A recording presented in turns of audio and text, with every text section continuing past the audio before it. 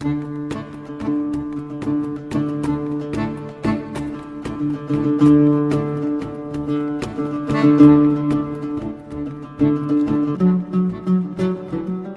is essentially a massive ancient city buried just underneath the surface, and we're the first team to document it.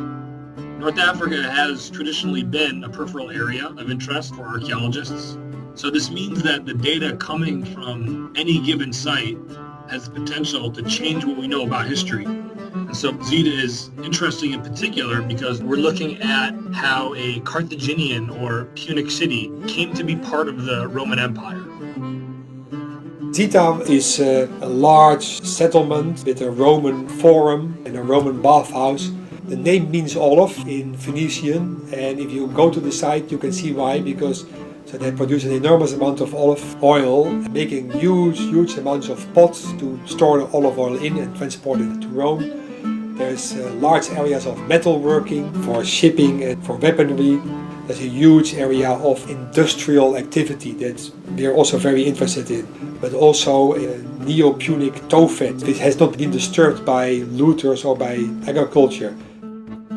The tophet is where Carthaginians would deposit their infants and animals in sacrifice to their gods. And so today, those tombstones are still standing in perfect position in situ, right over the sacrificial urns. And so the state of preservation and the sacred aspect of that area and the importance it had to Punic people is really exciting. The site was abandoned in around 300 AD. And so we're curious as to why the site was abandoned. Did the industry have something to do with the abandonment of that site? And so one of the main things that we're looking at Zita is in fact the environmental component, looking at ancient industry and pollution. One of the fundamental aspects of the floral data, or the burnt seeds and small bits of botanical information, is using flotation.